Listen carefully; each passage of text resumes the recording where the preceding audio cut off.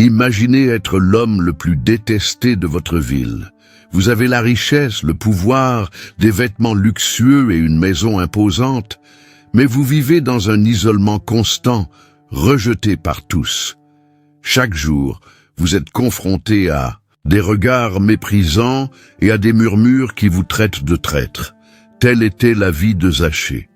Il était le chef des collecteurs d'impôts à Jéricho, un homme dont le nom évoquait trahison et corruption. Pour tous, Zachée était spirituellement mort, sans aucune possibilité de rédemption. Mais quelque chose d'extraordinaire s'est produit lors d'une journée apparemment ordinaire, alors que Jésus traversait Jéricho. Un événement qui a défié toutes les attentes et changé à jamais l'histoire de cet homme rejeté. Au milieu de la foule, Jésus s'est arrêté exactement sous le figuier où Zachée était monté pour le voir prêcher. Et alors, dans un moment que personne n'aurait pu prévoir, Jésus a levé les yeux vers lui et a donné un ordre surprenant.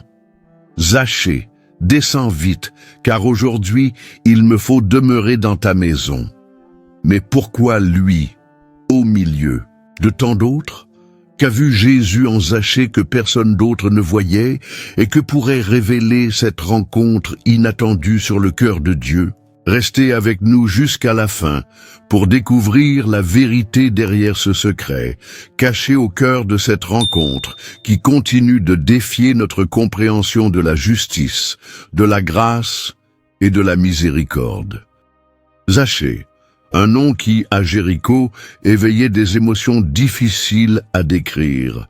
Pour certains, il était synonyme de trahison, pour d'autres, de corruption. Mais pour la grande majorité, il n'était qu'une figure méprisable, un exemple évident de celui qui avait vendu son âme contre des pièces romaines. La ville le connaissait bien. Jéricho était un centre commercial important, avec des rues animées, des commerçants venus de tous horizons et des visiteurs arrivant de régions lointaines. Par ces ruelles circulaient des marchandises, des animaux, des parfums, de la nourriture et le poids constant des impôts. Et qui se trouvait au centre de cet engrenage? Zachée. Le chef des collecteurs d'impôts, être collecteur d'impôts, suffisait déjà à attirer la haine. Après tout, ils étaient des Juifs au service de l'Empire romain. Ils étaient responsables de la collecte de taxes abusives auprès de leurs propres frères de foi et de sang. Mais être le chef des collecteurs, c'était encore pire. Cela faisait de Zachée le symbole suprême de l'exploitation, un traître de la pire espèce. Un homme qui, aux yeux du peuple, avait déjà signé sa propre condamnation spirituelle. Partout où il passait, les regards le suivaient avec mépris. Les mères tiraient leurs enfants à l'écart. Les anciens murmuraient des malédictions, à voix basse. Les jeunes le regardaient avec une colère contenue. Zachée était évité dans les synagogues, ignoré sur les places publiques, isolé lors des célébrations.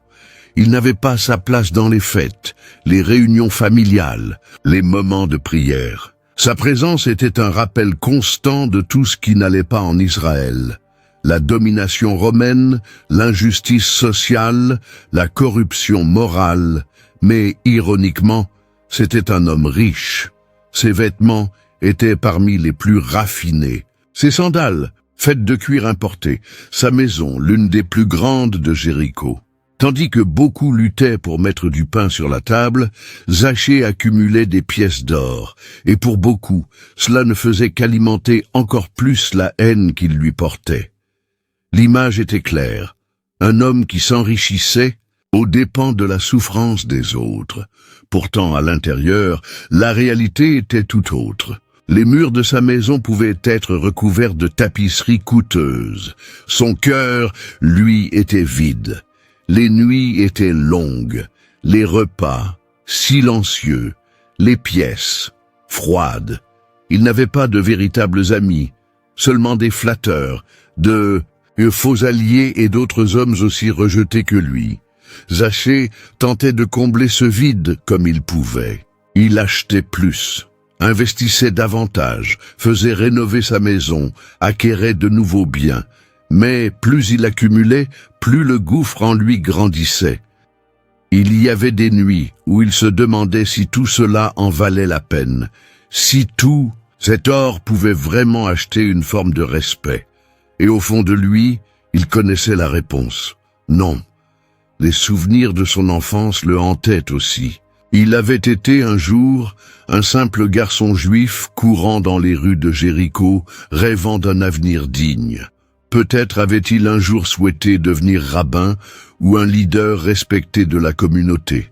Mais les chemins qu'il avait choisis ou que la vie lui avait imposés l'avaient conduit ailleurs, vers un chemin de solitude et de rejet. Parfois, en marchant dans les rues, il essayait de fixer son regard à l'horizon, d'ignorer les visages détournés, les chuchotements, les doigts pointés vers lui. Mais certains jours, le poids de son âme était trop lourd. Il voyait des couples se promener main dans la main, des enfants jouer au coin des rues, des familles réunies pour célébrer des jours importants. Et au fond de lui, une douleur vive le transperçait, une nostalgie d'un bonheur qu'il n'avait peut-être jamais connu. La religion lui était aussi refusée, non seulement par les autres, mais aussi par lui-même. Il savait que les chefs spirituels de Jéricho le considéraient comme impur. Il savait que même s'il essayait, sa présence serait indésirable à la synagogue.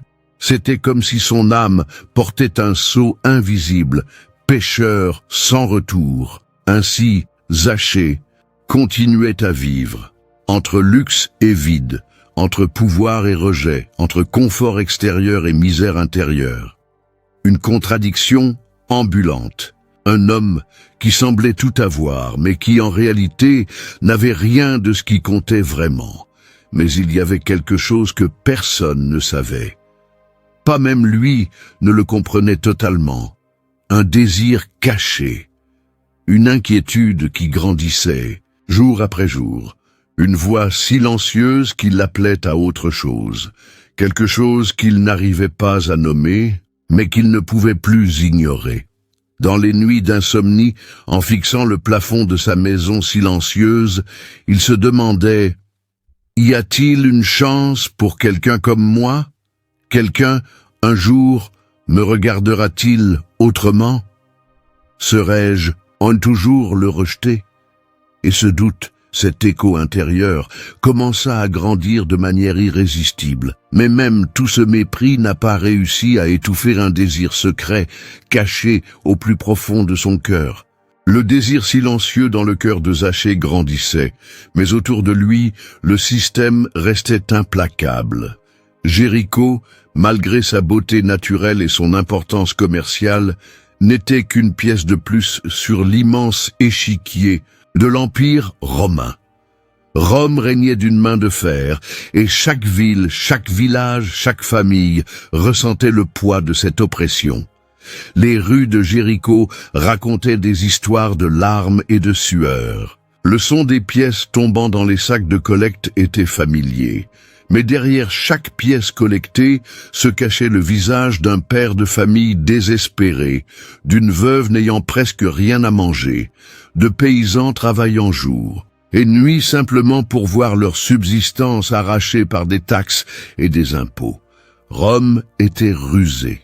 Au lieu d'envoyer ses propres officiers pour percevoir les impôts dans les provinces lointaines, elle préférait utiliser des agents locaux. Des Juifs prêts à troquer leur honneur contre du profit, des hommes qui connaissaient les gens, les coutumes, les cachettes, les astuces que leurs compatriotes utiliseraient pour essayer d'échapper au prélèvement.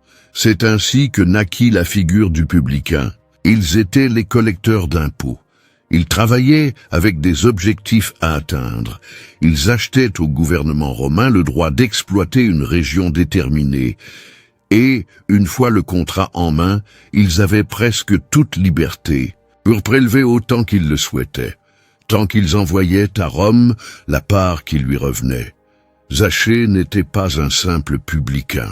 Il était leur chef, le responsable de tout le réseau de collecte à Jéricho. Il supervisait les autres percepteurs, organisait des stratégies pour augmenter les recettes, fixait les objectifs que les autres devaient atteindre.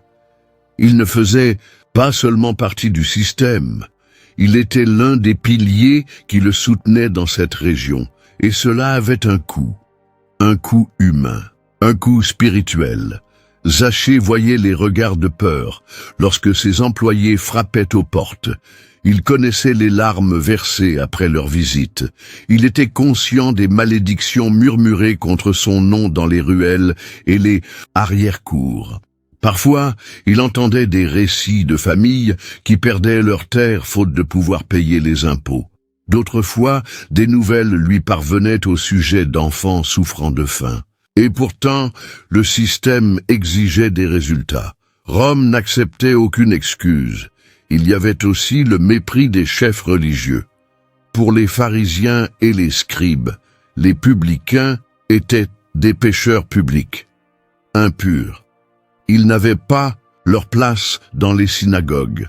Aucun sacrifice n'était suffisant pour les purifier. Ils étaient vus comme des traîtres, non seulement politiques, mais aussi spirituels. Des personnes qui avaient tourné le dos à Dieu. Zachée connaissait bien cette réalité. Il savait le prix de ses choix.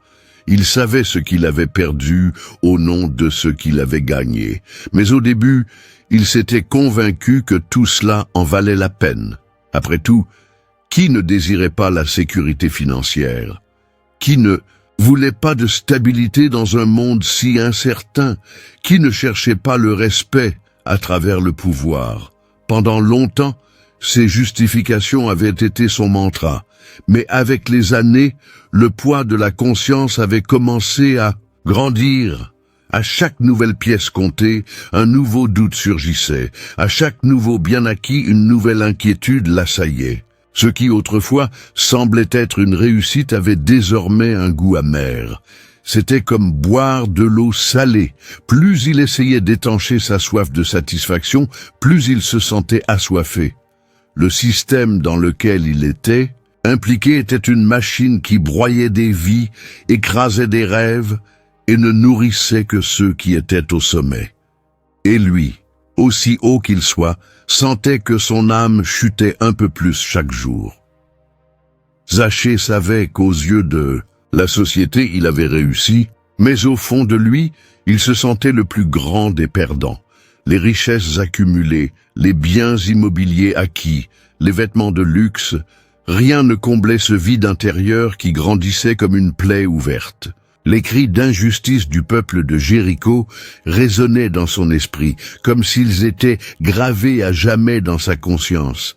Et paradoxalement, plus il s'enrichissait, plus il prenait conscience de la pauvreté de son propre esprit. Le système l'avait placé dans une position de pouvoir, mais lui avait enlevé quelque chose de bien plus précieux, la paix intérieure, la dignité devant son peuple, et surtout l'espérance d'une rédemption. Il regardait les autres publicains avec mépris. Il savait qu'ils étaient aussi corrompus que lui, peut-être même pire. Mais dans les moments de silence, au milieu de la nuit, il savait que c'était sa propre corruption qui le condamnait le plus.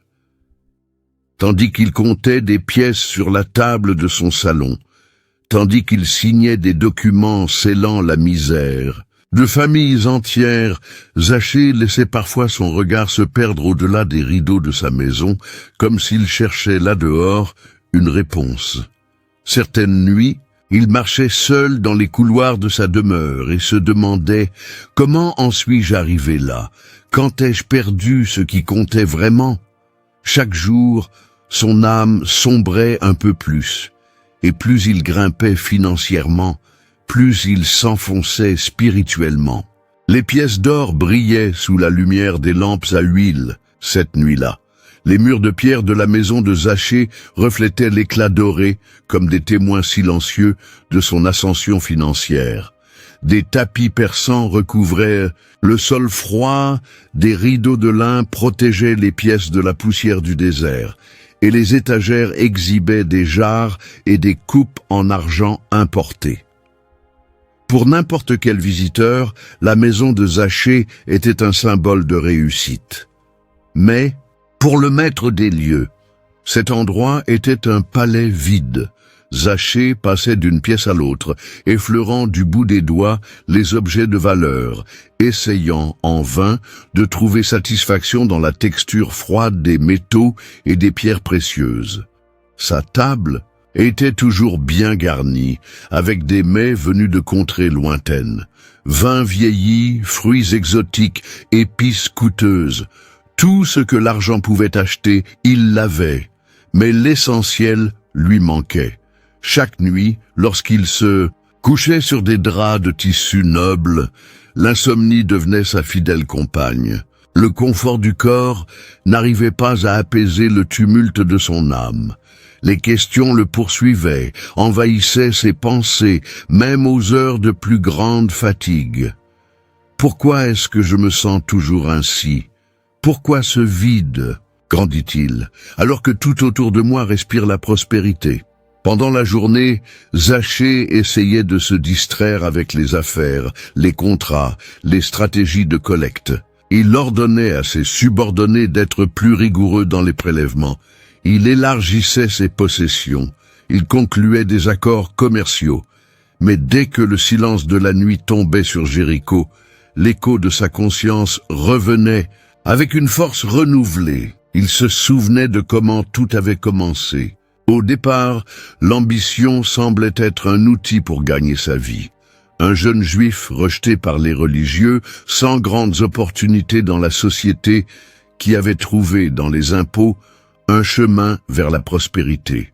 Au début, sa conscience tentait encore de parler, mais avec le temps, le son des pièces avait couvert la voie de l'éthique. D'abord de petites concessions, puis des décisions plus dures, jusqu'à ce qu'il soit complètement plongé dans un système qui nourrissait sa richesse, au prix de la misère des autres. Il avait beau essayer de se justifier, le regard des gens lui rappelait toujours « Tu es un traître ». Et pire, encore, il avait commencé à y croire lui-même. Il y avait des nuits où Zachée regardait par la fenêtre de sa maison, observant les familles modestes de Jéricho réunies autour de petites flammes. Elles n'avaient ni luxe, ni or, mais semblait posséder ce qui lui manquait, l'appartenance, la communauté, la foi. Combien de fois Zachée avait-il envié ces moments simples? Combien de fois avait-il souhaité s'asseoir avec quelqu'un et avoir une conversation sincère, sans intérêt caché, sans peur d'être jugé? Mais il le savait. Personne n'ouvrirait sa porte pour lui. Personne ne l'inviterait. Sa richesse avait construit de hauts murs autour de lui, et désormais, il était prisonnier de ce qu'il avait lui-même bâti. Les nuits froides semblaient encore plus tranchantes dans sa solitude. Les bougies brûlaient jusqu'à la fin, n'éclairant que le vide, et pendant que l'or s'accumulait dans des coffres et des caisses en bois, le poids de la tristesse s'accumulait dans son cœur. En contemplant sa collection d'objets précieux, Zachée se demandait parfois combien de ces pièces suffiraient pour acheter un peu de paix. Combien coûterait une nuit de sommeil? Tranquille, sans que la culpabilité me hante, les serviteurs de la maison, bien que obéissants, restaient distants. Leurs paroles étaient mécaniques, leurs expressions vides. Il y avait du respect, certes, mais aucun véritable attachement, et Zachée ressentait chaque goutte de cette froideur. La vie qu'il avait construite était devenue une prison dorée. Avec le temps, il sortait de moins en moins. Il évitait de croiser ses voisins, évitait les places publiques, évitait les marchés. Il savait que partout où il irait, il y aurait toujours un regard de reproche, un murmure cruel, un enfant tiré par sa mère loin de sa présence. Et c'est dans cet état d'angoisse que commencèrent à lui parvenir certains bruits. Des voix étouffées dans la ville parlaient d'un homme différent, un certain Jésus de Nazareth. un maître qui parcourait villages et cités, prêchant l'amour, la miséricorde et la rédemption. Zachée entendait des bribes de conversation entre ses employés. Certains disaient que Jésus avait guéri des aveugles, d'autres racontaient qu'il avait fait marcher des paralysés. Certains affirmaient même avoir été témoins de la délivrance de personnes possédées. Mais ce qui retenait le plus l'attention de Zachée, c'était que cet homme, ce Jésus, ne fuyait pas les marginaux. Au contraire, il marchait parmi eux, les touchait, leur parlait, s'asseyait à table avec les pécheurs, avec des publicains. Un soir, alors qu'il reposait ses yeux fatigués contre le dossier de sa chaise, Zachée entendit 2 de ses serviteurs chuchoter que Jésus était en route vers Jéricho. Et à cet instant, quelque chose s'éveilla en lui. C'était comme si une flamme oubliée, presque éteinte par les vents du temps, recommençait à brûler. Le nom de Jésus résonnait dans l'esprit de Zachée, comme une invitation silencieuse, comme une promesse lointaine, une possibilité encore floue, mais qu'il ne pouvait plus ignorer. Le vide était toujours là, la tristesse, la culpabilité, la solitude, tout persistait. Mais maintenant, un nouveau sentiment se mêlait à tout cela, l'espoir, jusqu'à ce qu'il commence à entendre des rumeurs sur un homme appelé Jésus. Avant de continuer, nous voulons vous demander votre soutien. Abonnez-vous à la chaîne et laissez un like pour nous aider à apporter des histoires comme celle de Zachée, des histoires d'espoir et de restauration, à d'autres cœurs, assoiffés d'une nouvelle chance. Maintenant, poursuivons ensemble ce voyage de retrouvailles avec la grâce. Les rumeurs continuaient de se répandre dans Jéricho à une vitesse surprenante. Chaque coin de rue, chaque marché, chaque petit groupe de conversation semblait n'avoir qu'un seul sujet. Jésus était en route. Pour certains, c'était l'occasion de voir un miracle. Pour d'autres, la curiosité de contempler de près celui qui défiait les pharisiens et parlait avec autorité des Écritures. Beaucoup voulaient simplement voir le visage de cet homme qui, disait-on, redonnait espoir au cœur brisé. Et pour Zachée, cela réveillait en lui quelque chose qu'il ne savait même pas nommer. Lorsqu'il avait entendu pour la première fois le nom de Jésus, il avait pensé qu'il ne s'agissait que d'un prédicateur itinérant de plus, comme tant d'autres, qui apparaissait en promettant des changements et en prononçant des discours creux. Mais au fil des jours, à mesure que les histoires devenaient plus fréquentes et les récits plus impressionnants, Zachée commença à ressentir un genre d'inquiétude qu'il n'avait plus connu depuis bien longtemps. C'était un mélange de curiosité et de désir, une sorte d'anxiété qui s'était logée au fond de sa poitrine, grandissant à chaque nouveau témoignage entendu. Ce matin-là, en se réveillant, l'air semblait différent. Les rues de Jéricho étaient plus animées que d'habitude. Les commerçants préparaient leurs étals à la hâte, les enfants couraient dans tous les sens, et les anciens prenaient place au coin des rues, le regard attentif, comme s'ils attendaient un défilé royal. Zachée observait tout cela depuis la fenêtre de sa maison. Ce mouvement inhabituel lui provoquait un nœud à l'estomac. Il se demandait, avec un étrange espoir, si enfin ce fameux Jésus passerait devant sa rue. Il imaginait son apparence, sa voix, son regard. Il sentait que quelque chose en lui le poussait, un appel intérieur. C'était comme si son cœur battait à un rythme différent, plus rapide, plus agité. Pendant le petit déjeuner, il ne parvint pas à manger. L'arôme des dattes, des pains fraîchement cuits et du vin lui semblait fade. Les serviteurs remarquèrent son regard perdu, mais, comme toujours, évitèrent tout commentaire. Le maître de maison n'aimait pas les conversations inutiles.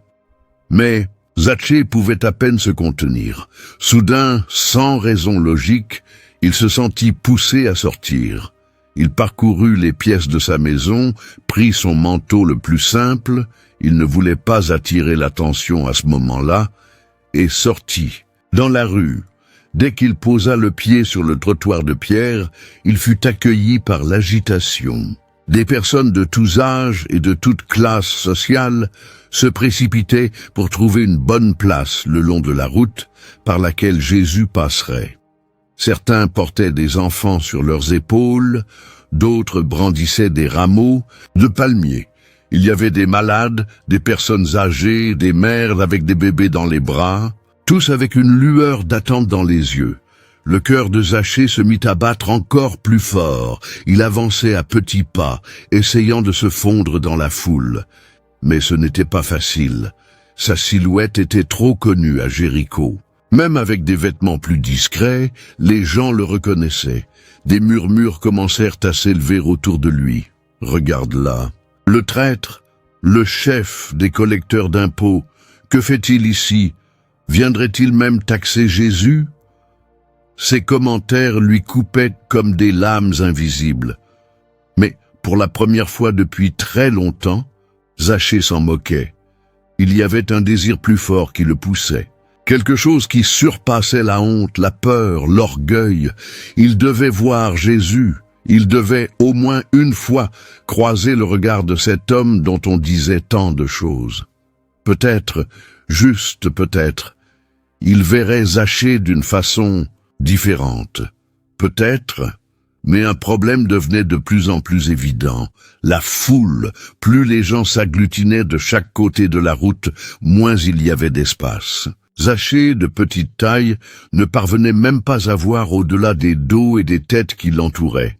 Il essaya de se faufiler entre les épaules des autres, mais il fut repoussé. Il tenta de regarder par-dessus quelqu'un, mais sa taille l'en empêchait. Et même s'il y avait eu de la place, qui lui aurait laissé le passage? Personne. Personne à Jéricho n'était prêt à faire de la place au personnage le plus détesté de la ville. C'était comme si, à ce moment précis, la barrière physique représentait la barrière émotionnelle et spirituelle qu'il avait toujours affrontée. Cette foule devenait le symbole même de la vie de Zachée, toujours à l'extérieur, toujours empêché de voir, toujours tenu à l'écart, toujours rejeté. La sueur coulait sur son front. Son cœur battait de plus en plus vite, non seulement à cause de la marche ou de la chaleur du jour, mais à cause de l'angoisse de se rendre compte qu'il était peut-être si proche et en même temps si loin. Les cris d'enthousiasme de la foule annonçaient que Jésus approchait déjà. La tension montait, les gens se bousculaient, cherchaient de meilleures positions. Certains grimpèrent sur des pierres, d'autres se hissaient sur de petits murs. Zachée, au milieu de tout ce monde, n'était qu'un visage frustré de plus, effacé par ce mur humain qui le séparait de Jésus. Mais il le savait. Il ne pouvait pas abandonner, pas maintenant. Alors qu'il regardait autour de lui, cherchant une solution, son cœur semblait crier dans sa poitrine. Ce désir étrange, presque étouffé, était maintenant devenu un besoin urgent. Il devait trouver un moyen. Il ne pouvait pas laisser passer ce moment. L'inquiétude, qui n'était auparavant qu'un simple malaise, était désormais une force irrésistible. Zachée sentait que, s'il laissait passer cette chance, il n'en aurait peut-être jamais une autre, mais quelque chose allait encore l'empêcher de s'approcher. La foule. Le bruit de la foule était assourdissant. Des cris d'enthousiasme, des clameurs d'espérance et même des chants improvisés résonnaient dans les rues étroites de Jéricho. Tous voulaient entrevoir Jésus. Tous cherchaient un miracle, un regard, peut-être un mot de bénédiction. Hommes, femmes, jeunes et vieillards se pressaient comme jamais auparavant dans la ville. Zachée, pourtant, était une île de frustration au milieu de cet océan d'attente. Peu importe ses efforts, ses yeux n'atteignaient que les larges dos des hommes devant lui, ou les foulards colorés couvrant les têtes des femmes. Quelques enfants, plus agiles, grimpaient sur de petits murs pour avoir une meilleure vue. Des jeunes montaient sur des pierres. Même les anciens, avec difficulté, s'appuyaient sur leurs bâtons pour tenter de voir. Mais personne, absolument personne, ne songeait à lui faire de la place. Chaque tentative d'avancer était contrecarrée par des bousculades discrètes ou des regards de reproche. Zachée connaissait bien ce traitement. C'était le même qu'il recevait chaque jour, au marché, sur les places, lors des événements publics. Le fait même d'être là, cherchant à s'approcher de Jésus, était déjà un affront pour beaucoup. « Que veut-il ici ?»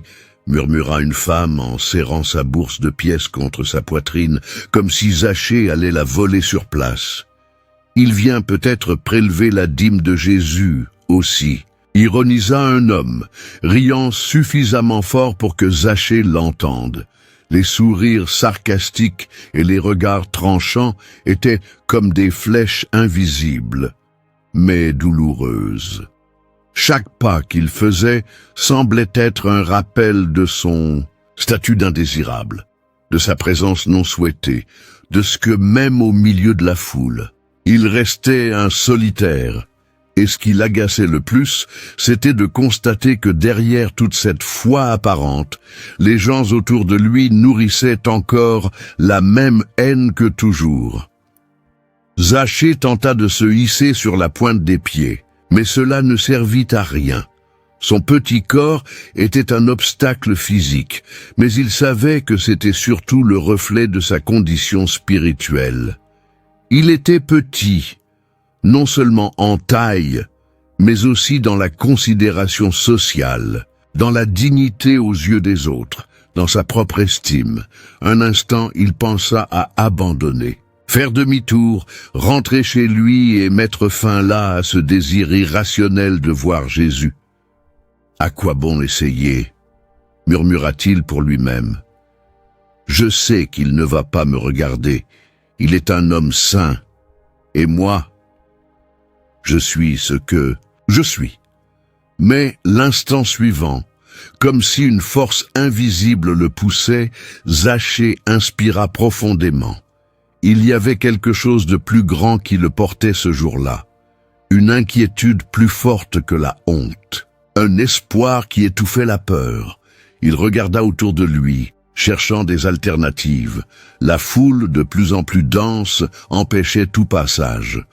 Les gens s'entassaient sur les trottoirs, s'appuyaient contre les murs des maisons, occupaient les marches des portes. Il n'y avait pas de chemin, pas de brèche, pas une seule âme disposée à laisser passer l'homme le plus détesté de Jéricho. Son regard parcourut alors les bords de la rue, comme à la recherche d'une échappatoire. C'est alors qu'il la vit, à quelques mètres devant lui, un figuier sauvage. Ses branches robustes s'étendaient dans plusieurs directions. C'était un vieil arbre, mais solide, avec un tronc épais et de larges feuilles. Zachée connaissait bien cet arbre. Il passait souvent devant lui en rentrant chez lui ou lors de ses tournées fiscales. Mais jusqu'à ce moment, jamais il ne l'avait regardé comme il le regardait maintenant, comme une opportunité, une idée inattendue, presque absurde, commença à germer dans son esprit. Grimper à cet arbre, lui un homme de sa position, un chef des collecteurs d'impôts, se risquer à une telle exposition, se mettre littéralement au-dessus de la foule, comme un enfant ou un serviteur, mais le désir de voir Jésus était plus fort que toute honte. « Si personne ne veut me faire de place, alors je créerai mon propre chemin », murmura-t-il, avec une détermination qui le surprit lui-même. Pendant que les gens restaient concentrés sur la route, attendant l'arrivée du maître, Zachée commença à se faufiler sur les côtés, contournant la foule par des mouvements rapides et discrets. La sueur coulait sur son front, son cœur battait à toute allure, comme s'il s'apprêtait à commettre un crime. Mais il ne pouvait plus reculer, chaque pas le rapprochait de l'arbre. La poussière s'élevait sous ses sandales, ses pieds trébuchaient sur les pierres, mais il n'arrêtait pas. Enfin, arrivé au pied du figuier, il respira profondément. Il observa les branches, évalua les meilleurs points d'appui et sans hésiter, commença à grimper. Les premiers appuis furent fermes. Ses mains agrippaient les branches avec force. À chaque mètre gagné, un mélange de honte et de courage l'envahissait. Il imaginait les rires de la foule s'il le voyait ainsi. Un homme de son âge, avec sa réputation, suspendu à un arbre comme un curieux désespéré, mais plus rien ne comptait. Il devait voir Jésus, et plus il montait, plus son cœur s'emballait. La ville semblait rétrécir sous ses pieds, et, à chaque branche atteinte, une nouvelle perspective y s'ouvrait. De là-haut, il pourrait enfin avoir une vue dégagée sur la route, sur la foule, et si Dieu le permettait, sur Jésus lui-même. Une fois installé sur l'une des branches les plus solides, Zachée se positionna de façon à bien voir le chemin par lequel le maître allait passer.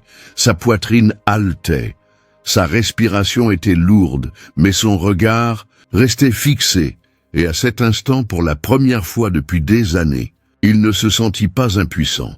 Il avait fait quelque chose pour briser les barrières qui l'entouraient, quelque chose d'inattendu, quelque chose d'impensable pour un homme comme lui. Désormais, il ne lui restait plus qu'à attendre. La foule restait en effervescence. Les cris d'attente redoublaient. Des gens commençaient à pointer l'horizon. Jésus approchait. Alors, il décida de faire quelque chose d'impensable pour un homme comme lui.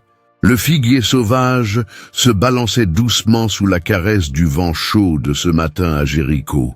Ses larges feuilles offraient de l'ombre aux rares passants qui osaient s'y arrêter. Mais ce jour-là, il avait un occupant très inhabituel.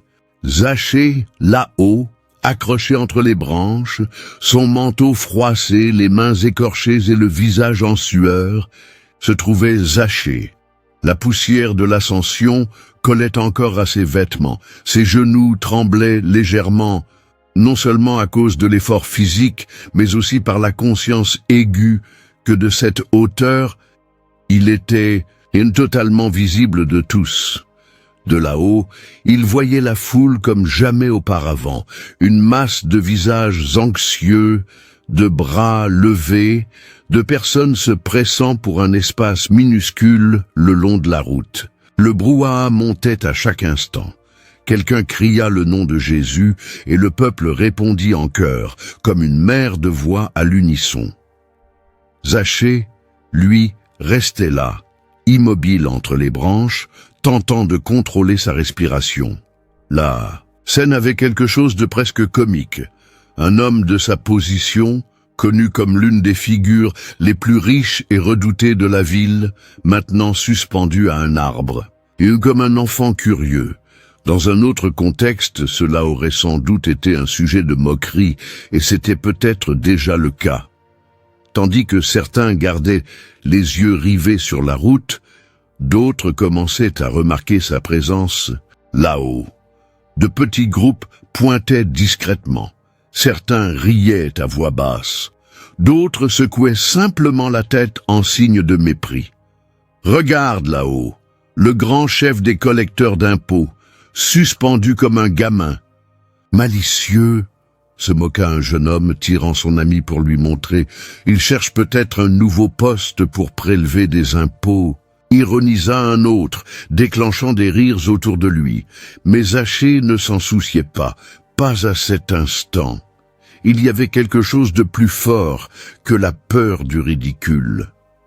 Quelque chose de plus urgent que la crainte de perdre encore plus de la maigre dignité qui lui restait. Son attention était entièrement tournée vers la route. À chaque seconde, l'agitation grandissait.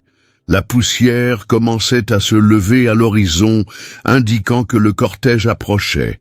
Les gens le long de la rue tendaient le cou, levaient, les bras se poussaient les uns contre les autres. Zachée fixa ses yeux sur ce point. Il cherchait le moindre signe de mouvement différent, la moindre silhouette se détachant de la foule. Et puis, au milieu de la confusion des voix et des corps, il le vit, au loin, avançant avec une sérénité qui contrastait avec le tumulte environnant, venait Jésus. Il n'était pas le plus grand du groupe. Il n'avait pas la posture pompeuse d'un gouverneur, mais il y avait en lui quelque chose qui rendait tous les autres invisibles, un magnétisme silencieux, un type d'autorité qui n'avait pas besoin de cris ni de gestes grandiloquents pour se faire remarquer. Les yeux de Zachée restèrent fixés sur lui. Son cœur battait si fort qu'il semblait vouloir s'échapper de sa poitrine. Ses mains tremblaient sur les branches du figuier. La sueur coulait sur son front. C'était comme si, en cet instant, le temps avait ralenti et que tout autour avait perdu de son importance. Il observait chaque pas de Jésus, chaque regard qu'il lançait à la foule, chaque sourire, chaque geste, et tandis que le maître s'approchait, Zachée sentait que c'était sa seule chance. Peut-être Jésus passerait-il là sans même remarquer sa présence. Peut-être regarderait-il seulement ceux qui étaient à ses côtés, les malades, les pauvres, tous, sauf lui. Mais malgré cela, il devait essayer, il devait voir, il devait croiser le regard de cet homme dont on disait qu'il voyait au-delà des apparences, au-delà des péchés, au-delà des masques sociaux. Un instant, Zachée ferma les yeux et inspira profondément. Il sentit la chaleur du soleil sur son visage, l'odeur des feuilles du figuier. Il entendit les sons de la foule, encore plus fortes maintenant. C'était comme si tous ses sens étaient amplifiés. De là-haut, il était devenu le spectateur de sa propre histoire, un homme exposé, vulnérable, qui, sans s'en rendre compte, était plus visible que jamais. Le paradoxe était évident. Pendant des années, Zachée avait tout fait pour ne pas être vu autrement que comme le chef des collecteurs d'impôts. Il s'était caché derrière des titres, des vêtements luxueux, du pouvoir et des murs invisibles. Mais maintenant, il était là, suspendu dans un arbre, sous les yeux de tout Jéricho. Il n'y avait plus moyen de se cacher. Sa décision de grimper sur cette branche n'était pas seulement physique, elle était symbolique, un acte d'exposition, de reddition, de confession silencieuse. Au fond de lui, il le savait. Ce jour-là, sa vie était sur le point de changer, même sans savoir comment, même sans comprendre ce qui allait suivre. Quelque chose lui disait que cet effort ne serait pas vain. Il garda les yeux ouverts, attentif, comme s'il voulait graver chaque détail de ce moment, le bruit de la foule, les visages familiers en bas, la poussière dans l'air, le vent dans les feuilles, et, surtout, la silhouette de Jésus qui approchait.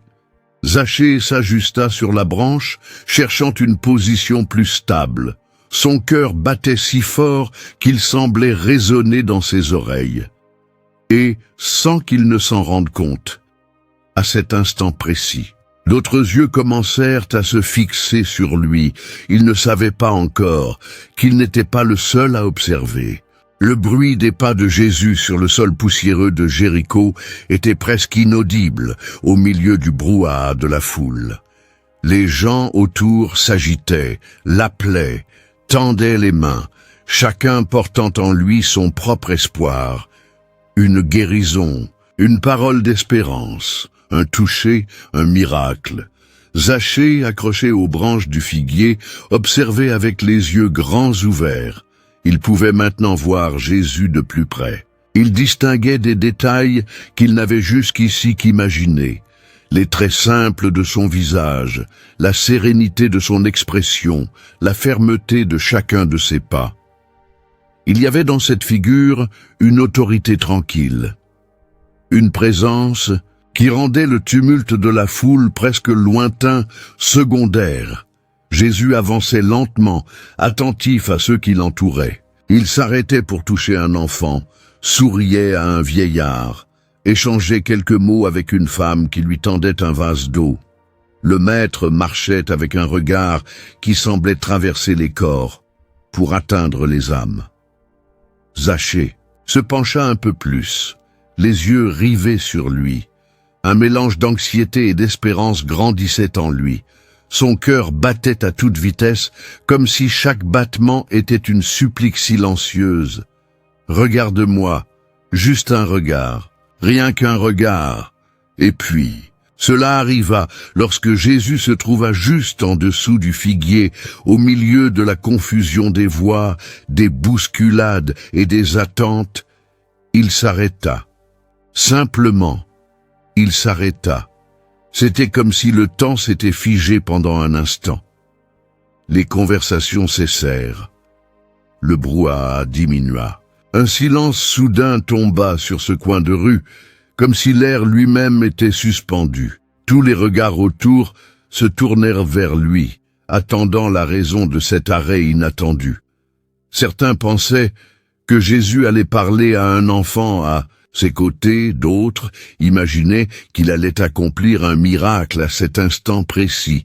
Mais personne n'était préparé à ce qui allait suivre. Jésus, d'un geste lent et délibéré, leva les yeux. Son regard, qui jusque-là se promenait parmi les nécessiteux autour de lui, se fixa maintenant sur un seul point, en haut du figuier, et à la surprise générale. Là, parmi les branches et les feuilles, se trouvait Zachée. Un léger murmure parcourut la foule, les têtes se tournèrent vers le haut, des gens pointèrent discrètement du doigt. Des sourires ironiques commencèrent à apparaître sur les visages de ceux qui connaissaient la réputation de Zachée. Après tout, quelle scène inattendue, l'homme le plus détesté de la ville, exposé, suspendu, totalement vulnérable. Et maintenant au centre du regard direct de Jésus. Mais les yeux du Christ n'exprimaient ni mépris, ni ironie, ni condamnation. Ce que Zachée vit à cet instant fut quelque chose qu'il n'oublierait jamais, un regard d'une profondeur infinie, un regard qui semblait percer la carapace dure qu'il s'était construite au fil des années. Un regard qui voyait au-delà de sa position sociale, au-delà de sa richesse, au-delà de sa culpabilité. C'était un regard de reconnaissance, comme si Jésus le connaissait, avant même de l'avoir rencontré. Comme si chaque larme non versée, chaque nuit d'insomnie, chaque remords étouffé, tout était là, devant les yeux de Dieu. Zachée resta figé. Il sentit tout son corps trembler. La branche sous ses pieds sembla vaciller l'espace d'un instant. Ses mains s'agrippèrent plus fermement au tronc du figuier. Son sang battait fort dans ses oreilles. Il était là, vu, exposé, sans masque, sans excuse. Pendant un instant, le monde entier sembla disparaître. Il n'y avait plus de foule, plus de critiques, plus de statut social, juste ce regard qui, d'une manière étrange et en même temps réconfortante, lui disait « Je te vois ». Zachée ne savait pas à quoi s'attendre. Son esprit courait dans toutes les directions. Jésus allait-il le condamner? Allait-il énumérer ses péchés en public? Allait-il faire de lui un exemple de honte? Pour toute Jéricho, la tension était palpable, la foule retenait son souffle. Certains murmuraient entre eux, « Va-t-il lui dire de descendre? Il va sûrement le réprimander. Peut-être va-t-il l'expulser d'ici. » Mais Jésus resta là, le regardant avec un calme qui semblait porter des siècles de miséricorde. Il n'y avait aucune précipitation dans son regard, juste la vérité. Zachée sentit ses yeux se remplir de larmes. Jamais, en toute sa vie, personne ne l'avait regardé ainsi, sans haine, sans intérêt, sans marchandage, juste en regardant, en voyant qui il était vraiment. Son cœur était sur le point d'exploser, sa gorge serrée l'empêchait presque de respirer. Et alors, Jésus ouvrit la bouche. Les premières paroles étaient sur le point d'être prononcées. Et ce qu'il fit ensuite changea tout. Le silence planait encore sur ce coin de rue de Jéricho. Jésus, arrêté au pied du figuier, gardait les yeux fixés sur Zachée. Le temps semblait suspendu, comme si tous attendaient la prochaine respiration du maître, la prochaine parole, le prochain geste. Zachée, quant à lui, accroché à la branche, avait le cœur battant à tout rompre. La sueur perlait sur son front, ses mains tremblaient. Jamais, en toutes ces années, il n'avait ressenti quelque chose de semblable. C'était comme s'il se trouvait nu devant tous. Mais en même temps, accueilli par ce regard qui le transperçait, et alors, la voix de Jésus retentit. « Zachée !» Le son de son propre nom prononcé par la bouche de Jésus résonna comme une explosion dans son esprit. Un choc. Un appel qui traversa chaque couche de culpabilité et de honte. Pendant un bref instant, Zachée se demanda « Comment connaît-il mon nom ?» Il n'était pas un homme aimé dans la ville. Personne ne prononçait son nom avec tendresse. Son nom n'était utilisé que sur un ton d'accusation, de répulsion, de malédiction. Bien souvent, les gens évitaient même de le nommer. Il préférait dire « ce publicain » ou « le traître ». Mais Jésus l'avait appelé avec une désarmante simplicité, comme un ami appelant un autre, comme quelqu'un qui le connaissait depuis toujours. Les yeux de Zachée se remplirent de larmes immédiatement. Le son de son nom, si familier et pourtant si nouveau, semblait restaurer quelque chose au plus profond de lui. Mais Jésus ne s'arrêta pas là. Sa voix, claire, ferme et empreinte d'une autorité douce, continua. « Descends vite. » La foule autour retint son souffle. Certains ouvrirent de grands yeux de surprise. D'autres froncèrent les sourcils, essayant de comprendre s'ils avaient bien entendu. Descendre. Vite! Zachée eut à peine le temps de traiter ces mots. Son corps réagit avant même que son esprit comprenne. L'élan d'obéir fut plus fort que toute honte ou tout embarras. Il y avait dans cet ordre une urgence qui ne laissait place à aucune hésitation. Mais Jésus avait encore plus à dire. « Car aujourd'hui, il faut que je demeure dans ta maison. » L'impact de ces mots résonna comme un coup de tonnerre au milieu du silence. C'était inconcevable. Les bouches s'ouvrirent de stupeur. Des mains se portèrent aux lèvres. Des regards incrédules se croisèrent. En quelques secondes, le brouhaha reprit, mais maintenant sur un ton de scandale. « Quoi ? Dans la maison de Zachée ? Comment est-ce possible ? Il va loger chez un pécheur. » Les chuchotements devinrent rapidement des murmures audibles. L'indignation envahissait le peuple comme une vague montante. Les visages, qui étaient tournés vers Jésus, se tournèrent désormais les uns vers les autres, échangeant des expressions de choc. C'était comme si le sol s'était ouvert sous Jéricho. Là-haut, Zachée avait du mal à croire ce qu'il entendait. Ses jambes tremblaient plus que jamais. Les larmes coulaient maintenant sans contrôle. Son cœur battait à toute vitesse. Son esprit tournait en rond. Jésus ne s'était pas contenté de l'appeler. Il ne s'était pas contenté de le voir. Il l'avait choisi. Il avait déclaré publiquement son intention de venir chez lui, dans la maison de l'homme que tous méprisaient, dans la maison du pécheur rejeté. Zachée ressentait un tourbillon d'émotions, une gratitude profonde, de l'incrédulité, de la peur, de la joie, tout à la fois. Et au milieu de tout cela, une certitude grandissait en lui. Quelque chose de surnaturel était en train de se produire.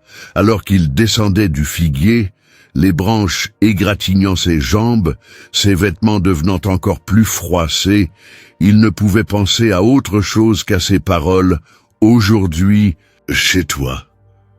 Chaque mètre descendu était un adieu silencieux à la vie qu'il menait jusqu'à ce jour. La foule, maintenant dans un choc absolu, suivait chacun de ses mouvements avec des yeux écarquillés. Certains soufflèrent de colère, D'autres secouaient la tête en signe de réprobation. D'autres encore restaient simplement silencieux, confus et offensés. Comment le Maître, le Messie tant attendu, pouvait-il choisir justement cet homme? Pour rentrer chez lui, le scandale de la grâce commençait à se dessiner, brisant toutes les attentes sociales et religieuses de ce peuple. La foule se tordait d'indignation. Le scandale de la grâce venait de commencer. Zachée sentait à peine les branches sous ses pieds. Sa descente du figuier fut rapide, presque maladroite, mais il s'en moquait. Ses vêtements, déjà couverts de poussière et froissés, s'accrochaient aux rameaux, laissant des marques sur sa peau. La sueur ruisselait sur son front, se mêlant aux larmes qui coulaient sans contrôle. L'invitation, ou plutôt l'ordre, de Jésus résonnait encore dans ses oreilles. « Descends vite, car aujourd'hui, il faut que je demeure dans ta maison. » C'était comme si ces paroles avaient brisé un barrage en lui. Toute la honte, toute la résistance, toute la peur, tout fut balayé par la puissance de cet appel. Il n'y avait plus de place pour l'hésitation. Il descendit sans réfléchir, sans mesurer les conséquences, sans écouter ce que les autres disaient. Son corps réagissait avant même que son esprit n'ait le temps d'organiser ses pensées. En touchant le sol, Zachée sentit ses genoux fléchir légèrement, comme si le poids de tant d'années de culpabilité et d'isolement se manifestait enfin physiquement. Mais avec un effort presque enfantin, il se redressa. Il leva les yeux et croisa le regard de Jésus pour la première fois depuis bien longtemps, peut-être même pour la première fois de sa vie d'adulte. Il souriait sincèrement. Un large sourire mêlé de soulagement, de surprise et de joie. Le Maître était là, tout près, si près qu'il pouvait entendre la respiration de Jésus, voir l'éclat dans ses yeux, sentir la présence réelle de celui que beaucoup appelaient le Fils de Dieu. La foule, autour, observait la scène avec un mélange de choc et d'indignation. Des murmures fusaient, tranchant comme des lames invisibles. « C'est incroyable !» Lui, vraiment lui. Le Messie, chez un voleur. Les visages de Jéricho étaient empreints de réprobation. Certains affichaient du dégoût, d'autres de la déception, d'autres encore une révolte ouverte. C'était comme si, à leurs yeux, Jésus commettait une erreur impardonnable. Mais rien de tout cela n'avait d'importance pour Zachée. À cet instant, il ne chercha pas d'explication. Il ne demanda aucune garantie. Il n'essaya pas de comprendre pourquoi un tel geste si inattendu de la part de Jésus. Sa seule réponse fut l'obéissance. Avec des pas encore tremblants mais résolus, il s'approcha de Jésus, trébuchant presque sur son propre manteau. Ses mains étaient encore sales de terre, marquées de petites égratignures, mais il n'y prêtait aucune attention. Il regarda le Maître avec des yeux pleins de larmes et le visage illuminé. Sans dire un mot, il fit un geste d'accueil, comme s'il ouvrait les portes non seulement de sa maison, mais de toute sa vie. Sa joie était palpable, contagieuse, presque enfantine. C'était comme la rencontre d'un fils perdu avec son père, comme le lever du soleil après une longue nuit de tempête. À cet instant, Zachée ne se souciait pas des chuchotements autour. Il ne pensait pas à ce que les chefs religieux allaient dire. Il ne calculait pas les pertes financières ou sociales que cette décision allait lui coûter. Son seul objectif était de conduire Jésus chez lui. Tandis qu'il marchait aux côtés de Jésus, une petite procession se formait derrière eux. Une partie de la foule suivait, plus par curiosité et par scandale que par foi. Chaque pas de Zachée était accompagné de regards qui le transperçaient comme des lances invisibles. Certains, indignés, secouaient la tête avec colère. D'autres, incrédules, observaient simplement avec stupeur. Mais dans le cœur de Zachée, une certitude grandissait. Quelque chose d'extraordinaire était sur le point de se produire. Les émotions étaient si nombreuses qu'il avait du mal à organiser ses pensées. Une seule chose était claire. Sa maison, autrefois symbole d'ostentation et de rejet, deviendrait désormais le décor d'une rencontre divine. Arrivé à la porte, Zachée ouvrit les bras, invitant Jésus à entrer. À l'intérieur, les serviteurs regardaient, stupéfaits. Aucun ne comprenait ce qui se passait. Jamais ils n'avaient vu leur maître ainsi, avec des yeux brillants, une posture humble, un air de paix qu'ils ne lui avaient jamais connu. Mais tandis que la scène se déroulait à l'intérieur, dehors, la foule continuait de s'agiter. Les conversations montaient en ton et en volume. L'indignation se répandait comme un feu dans de la paille sèche. « Il est allé loger chez un pêcheur !» cria quelqu'un. « Inadmissible !» répondit un autre. « Et nous, justes, respectueux de la loi !» Et il choisit justement le plus indigne. Les chefs religieux de loin observaient avec des visages fermés. C'était comme si le geste de Jésus était une offense directe à l'ordre moral établi, tandis que le scandale de la grâce prenait forme à l'extérieur. À l'intérieur de la maison de Zachée, un miracle silencieux commençait à germer. Le publicain, jusque-là symbole de corruption, goûtait maintenant aux premières gouttes d'une transformation profonde. Mais le tumulte de la foule menaçait de croître encore davantage. Les murmures, autrefois de simples chuchotements de scandale, prenaient maintenant la forme d'accusations ouvertes. Les voix s'unissaient en un chœur de mécontentement. L'agitation se propageait dans toute Jéricho. Zachée pouvait entendre, à travers les murs de sa maison, les paroles dures, les insultes voilées, les questions indignées.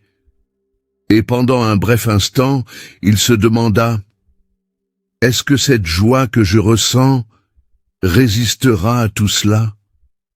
Est-ce que ce qui a commencé, ici, survivra à la haine là-dehors ?» Mais les murmures de la foule menacèrent de faire taire sa joie. La porte de la maison de Zachée se referma doucement derrière Jésus et les quelques rares personnes qui avaient osé le suivre. À l'intérieur, l'atmosphère semblait avoir changé de température, comme si une brise douce et invisible avait envahi les pièces.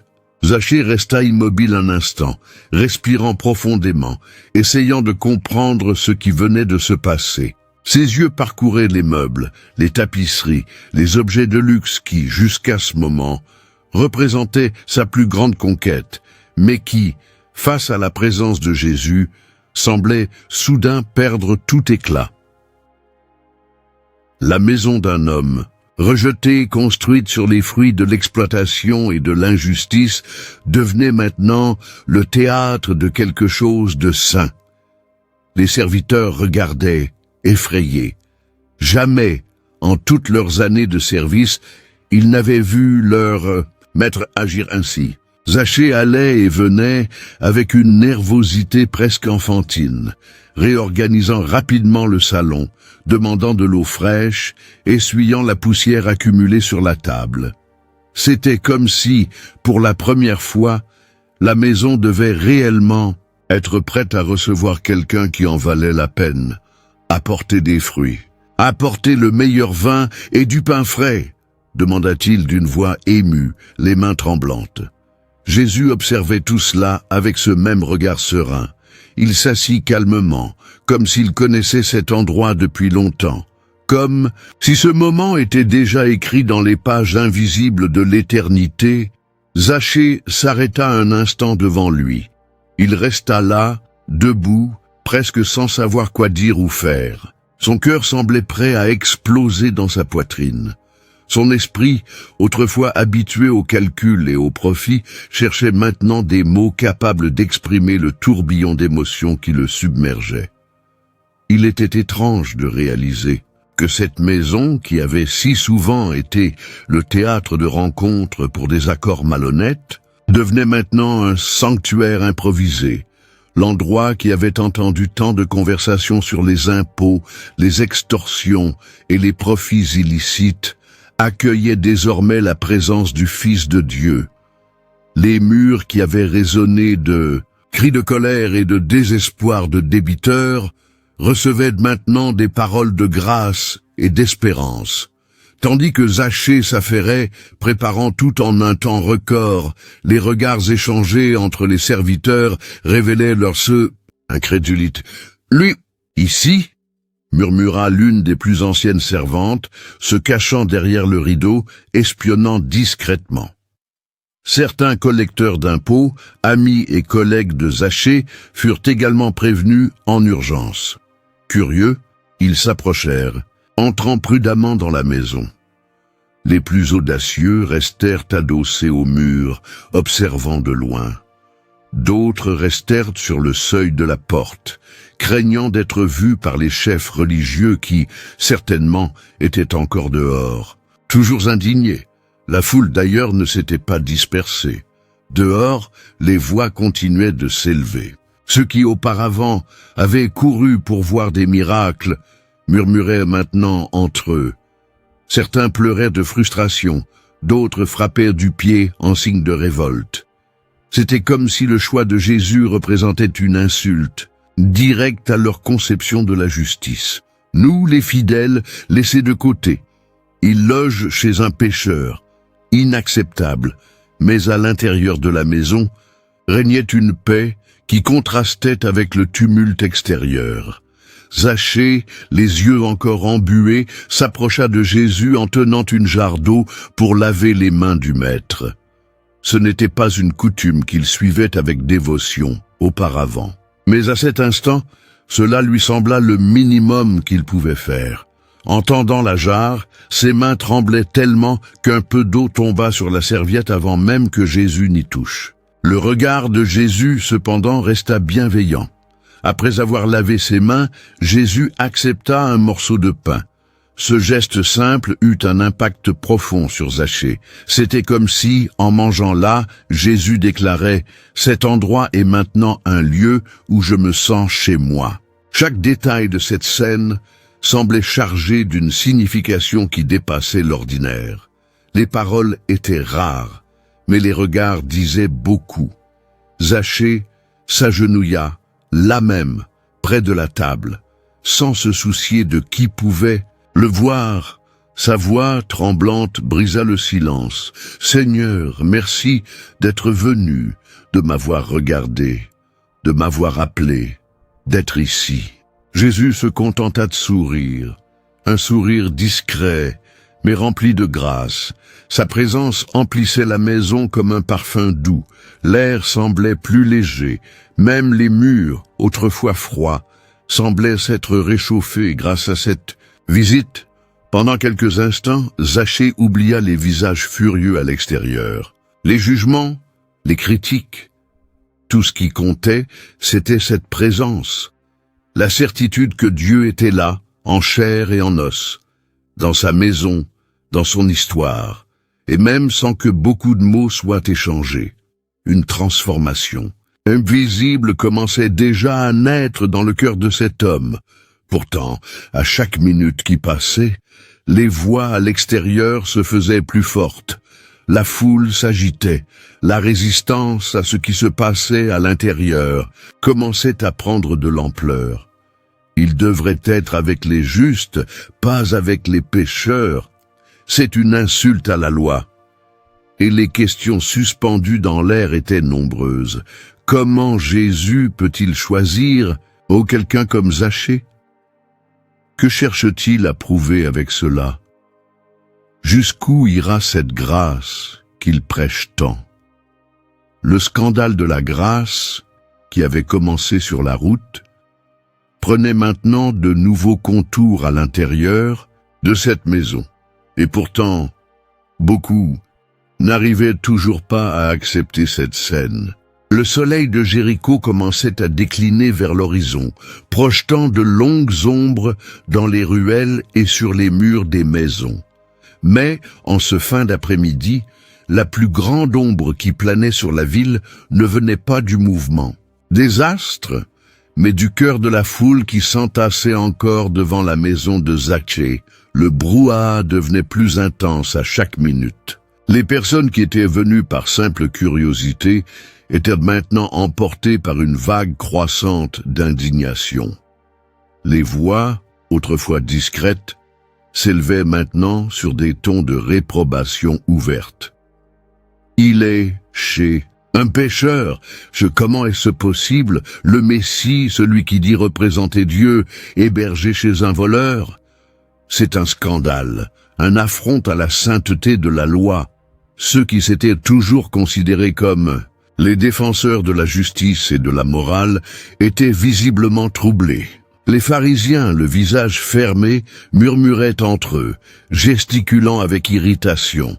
Certains chefs religieux, vêtus de tuniques impeccablement propres, échangeaient des regards de condamnation. C'était comme si le ciel lui-même était offensé.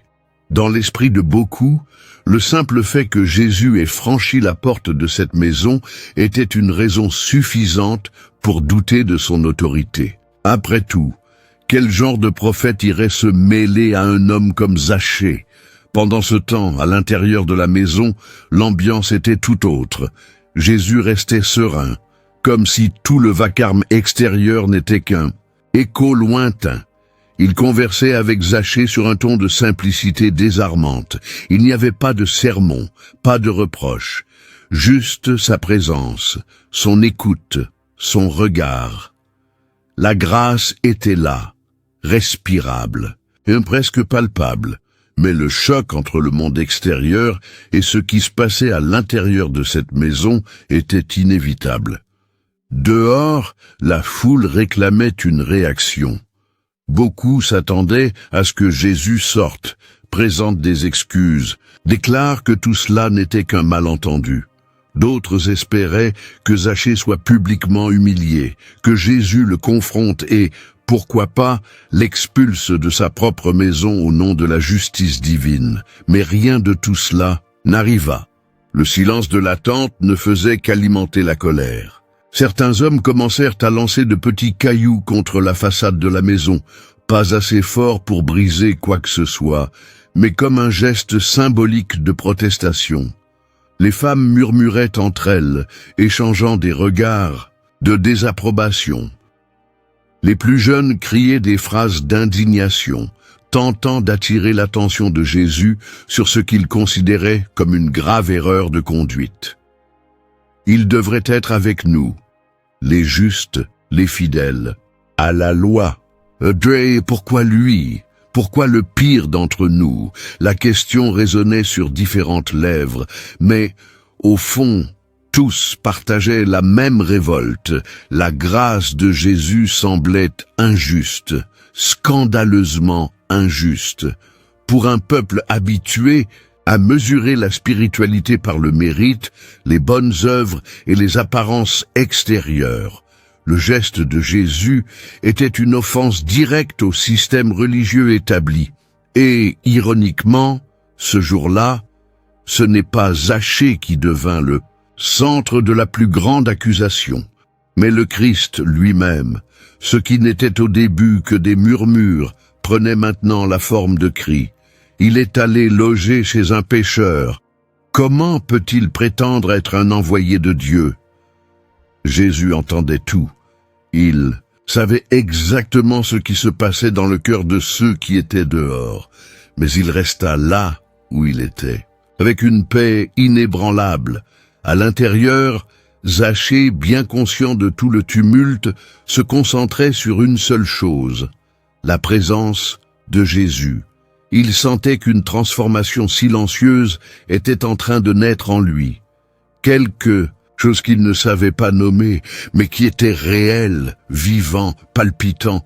Il entendait les cris à travers les murs. Et curieusement, au lieu de ressentir de la honte, ce qui jaillissait en lui, c'était un désir irrésistible de changer. Pas par peur, pas par obligation religieuse, mais par reconnaissance. Les paroles de Jésus, rares mais pleines, de grâce, bouleversaient les structures les plus profondes de l'âme de Zachée. Il regarda autour de lui dans sa propre maison. Chaque objet lui semblait tout à coup chargé d'un poids moral. Les coupes en argent, les tapis importés, les coffres fermés remplis de pièces d'or, tout lui paraissait maintenant petit, insignifiant, presque offensant. Zachée ferma les yeux un instant. Il respira profondément. Son cœur brûlait. C'était comme si une flamme venait de s'allumer en lui. Et alors, il sut ce qu'il devait faire, tandis que les cris dehors prenaient de l'ampleur, tandis que les chefs religieux s'enflammaient dans leur jugement, tandis que ses amis et collègues publicains le regardaient avec stupeur. Zachée se leva. Il marcha jusqu'au centre de la pièce. Il inspira profondément.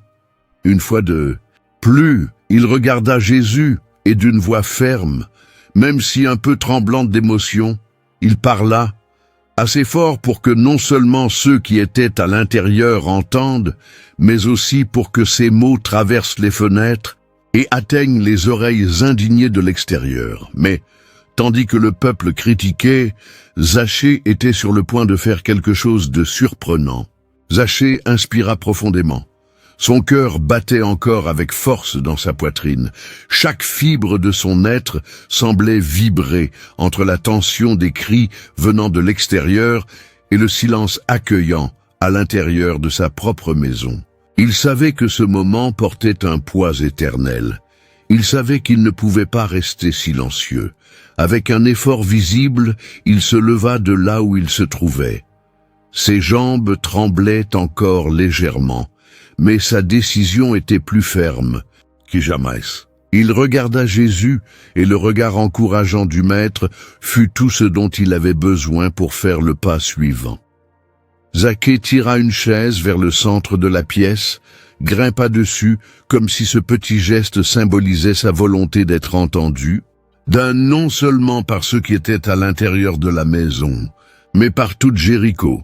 Il inspira profondément à nouveau et, avec une voix mêlant émotion et courage, il commença à parler. Pas sur un ton défensif, pas avec des mots préparés. Il n'y avait ni justification, ni excuse. Seulement, un cœur brisé qui se déversait. « Seigneur !» Sa voix trembla en prononçant ce mot, un titre qu'il n'avait encore jamais osé utiliser avec sincérité.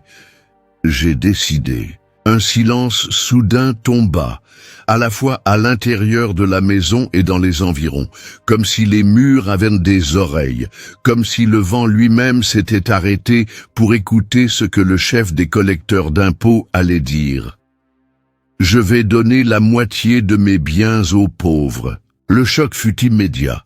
Même les serviteurs de la maison, qui jusqu'alors assistaient à la scène comme des spectateurs stupéfaits, écarquillèrent les yeux. Ils se regardèrent, incrédules. La moitié de ses biens, c'était une somme absurde. Zachée, l'homme connu pour son avidité, offrait maintenant spontanément ce que la plupart des habitants n'auraient jamais osé rêver de posséder. Les pièces accumulées au fil des années, les propriétés, les terres, les objets de luxe, tout serait partagé avec ceux qui l'ignoraient autrefois. Mais Zachée ne s'arrêta pas là. Sa voix, désormais plus ferme, comme s'il savait exactement ce qu'il faisait, continua. « Et si j'ai extorqué quoi que ce soit à quelqu'un ?» Il fit une brève pause, inspira profondément, regarda les visages présents dans la salle et, comme s'il regardait toute Jéricho en même temps, déclara « Je rendrai 4 fois plus. » L'impact fut immédiat. C'était une déclaration scandaleuse, mais cette fois dans le meilleur sens du terme. La restitution quadruple n'était pas chose courante. Selon la loi juive, celui qui volait devait rendre ce qu'il avait pris et, dans certains cas de fraude avérée, payer 4 fois plus en signe de repentir et de réparation. Mais ici, personne n'exigeait cela de Zachée. Il n'était pas contraint, il n'y avait ni tribunal ni juge. Sa conscience, touchée par la grâce, était désormais son plus grand juge et sa plus grande motivation. Toute la maison resta silencieuse. L'air semblait plus dense, l'atmosphère chargée d'une émotion difficile à décrire. Dehors, les paroles de Zachée commencèrent à se répandre dans la foule. Les personnes, proches des fenêtres, entendirent sa déclaration et commencèrent à la répéter de bouche à oreille. En quelques minutes, la nouvelle se propagea dans les rues comme un feu dans de la paille sèche.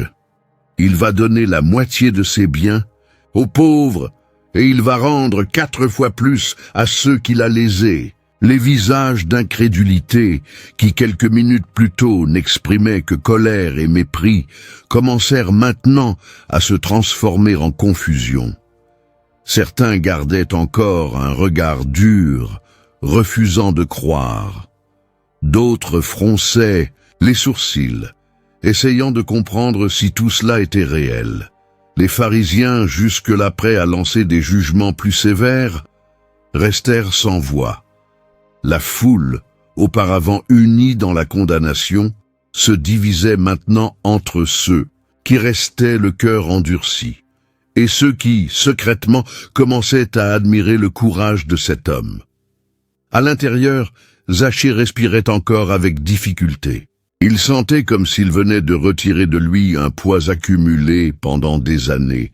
C'était comme si, avec chaque mot, il démontait les murs d'une prison qu'il avait lui-même construite au fil de sa vie. Le regard de Jésus resta serein, mais il y avait un éclat différent, une approbation silencieuse, une joie qui n'avait pas besoin de mots. Zachée, un instant, baissa la tête. Il ne savait pas comment Jésus allait réagir. Sa décision était sincère, mais il portait encore la peur, le doute. Cette vieille question qui résonnait dans son esprit, est-ce suffisant? Est-ce que Dieu peut vraiment m'accepter? Est-ce que, malgré tout ce que j'ai fait, il y a encore une place pour moi dans le royaume dont il parle tant? Il s'attendait à un jugement, peut-être à un sermon dur, pourquoi pas à une liste d'exigences spirituelles. Mais ce que Jésus allait faire ensuite, c'était quelque chose que personne, pas même Zachée, n'aurait pu prévoir. Mais cela serait-il suffisant aux yeux de Dieu? Le silence à l'intérieur de la maison semblait être devenu un personnage à part entière. Les paroles de Zachée flottaient encore dans l'air, comme si elles résonnaient contre les murs de pierre et de bois. « Je vais donner la moitié de mes biens aux pauvres, et restituer 4 fois plus à ceux que j'ai lésés. » La pièce, qui paraissait autrefois vaste et vide, était maintenant chargée d'émotions, de poids spirituel et d'une atmosphère dense de transformation. Les serviteurs se regardaient, encore incapables de réagir. Certains portaient leurs mains à leur bouche, d'autres restaient simplement figés, comme s'ils étaient témoins d'un miracle silencieux qui se déroulait juste devant leurs yeux. Zachée restait debout, le visage rougi par l'émotion, les yeux encore embués. Sa poitrine montait et descendait sous le rythme de sa respiration rapide. C'était comme si, à chaque seconde, le poids de toutes ces années de culpabilité s'arrachait, couche après couche. Mais en même temps, une nouvelle responsabilité naissait. La décision de restituer n'était pas qu'une simple promesse verbale. Elle exigeait de l'action, du sacrifice. Elle imposait de revisiter le passé, de se souvenir de chaque personne lésée, de chaque injustice commise, de chaque douleur provoquée. Zachée savait déjà qu'il devrait rouvrir les anciens registres, se remémorer les noms oubliés, retrouver les visages qu'il n'avait vus autrefois que comme de simples numéros sur ses comptes d'impôts. Chaque pièce indûment perçue, chaque bien injustement pris, tout devrait être rendu avec les intérêts de la grâce. Mais pour la première fois, Zachée ne voyait pas cela comme un fardeau. Il y voyait une opportunité de guérison. Tandis que la foule dehors murmurait encore, Zachée commençait déjà, mentalement, à établir sa liste. Il pensait au vieux Simon, qui avait perdu un terrain parce qu'il n'avait pas pu payer un impôt injuste. Il pensait à la veuve Rachel, à qui l'on avait arraché ses dernières pièces lors d'un recouvrement implacable. Il pensait aux petits commerçants, aux agriculteurs, aux familles qui avaient dû se séparer de biens précieux à cause de lui. Désormais, tout allait changer. En cet instant, Zachée comprit que la véritable conversion n'était pas seulement un changement intérieur, mais une transformation qui débordait en actions concrètes. Ressentir de la culpabilité ne suffisait pas. Il fallait réparer. Et en décidant de le faire, quelque chose de profond commença à se produire, un processus de guérison. Non seulement pour lui, mais aussi pour tous ceux qui, directement ou indirectement, avaient été blessés par ses choix. Zachée n'avait aucune idée de la manière dont il serait accueilli lorsqu'il frapperait à la porte des personnes auxquelles il devait réparation. Il ne savait pas s'il entendrait des insultes, s'il se verrait claquer des portes au nez, ou s'il serait confronté à des larmes de désespoir. Mais plus rien de tout cela ne l'effrayait. Sa motivation n'était plus de plaire aux autres, ni de gagner un nouveau statut social. C'était plus grand que ça. C'était le besoin de faire ce qui est juste, de démontrer, par des gestes concrets, que l'homme qu'il était avant appartenait désormais au passé. Alors qu'il réfléchissait à tout cela, Zachée s'approcha de l'une des tables du salon, là où étaient rangés ses registres de comptes. Il passa la main sur les parchemins, comme s'il anticipait déjà les longues heures de travail qui l'attendaient. Pendant un bref instant, il sourit, un sourire léger, sincère, presque soulagé. Dehors, les rumeurs circulaient déjà dans les rues. Il va tout rendre, et en double, non, en quadruple. C'est incroyable. Est-ce vraiment vrai? Certains voisins, en apprenant la nouvelle, s'approchaient encore plus près de l'entrée de la maison, essayant d'entendre de leurs propres oreilles. D'autres, plus sceptiques, croisaient les bras et secouaient la tête. On verra bien s'il tiendra parole. Mais à l'intérieur de la maison, Zachée ne se souciait plus de l'opinion des autres. Sa décision était prise. Pendant ce temps, Jésus restait assis, calme, observant chaque geste. Son regard était rempli d'une profonde approbation, mais aussi d'une douce attente, comme s'il attendait le bon moment pour prononcer des paroles, qui resteraient gravées à jamais dans ce jour. Le regard de Jésus et celui de Zachée se croisèrent. Le chef des collecteurs d'impôts, qui jusque-là avait parlé à la foule et à ses serviteurs, se tourna maintenant exclusivement vers le Maître. Ses yeux disaient tout ce que sa bouche n'arrivait pas encore à exprimer. « Seigneur, je suis prêt à changer, mais j'ai besoin de l'entendre de toi. J'ai besoin de savoir. Suis-je pardonné ?» Le silence dans la maison devint encore plus profond. Les paroles de Jésus étaient sur le point d'être prononcées. Le moment que tous, à l'intérieur comme à l'extérieur, attendaient, approchait enfin.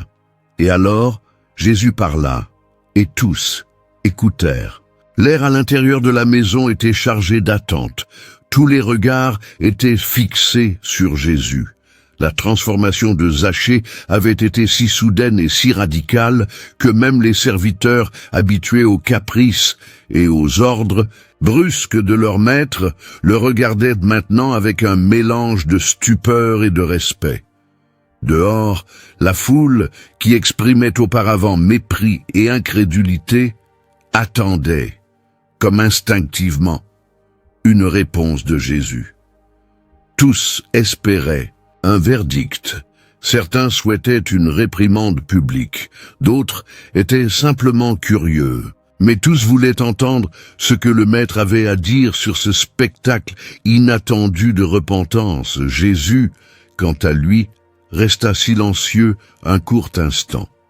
Son regard parcourut la pièce, puis les fenêtres ouvertes, où des dizaines de visages serrés tentaient de voir ce qui se passait à l'intérieur.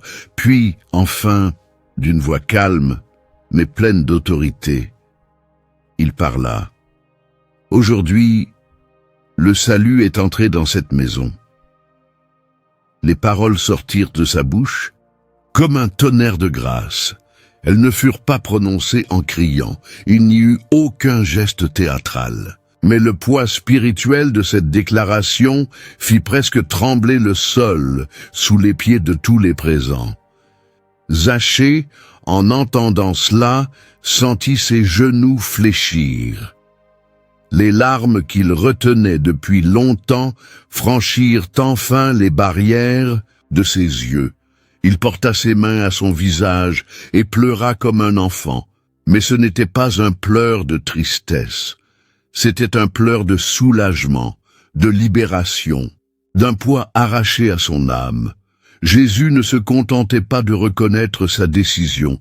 Il déclarait, avec des mots clairs, que le salut venait d'arriver dans cette maison, dans la maison d'un homme autrefois condamné par tous, dans la maison d'un pécheur notoire, dans la maison d'un exclu, d'un rejeté, d'un traître.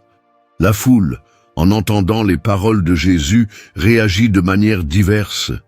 Certains, encore le cœur endurci, secouaient la tête en signe de désapprobation. Le salut, chez Zachée, comment est-ce possible? D'autres, plus sensibles, commencèrent à réfléchir en silence. Il était impossible de nier que quelque chose de surnaturel se produisait là.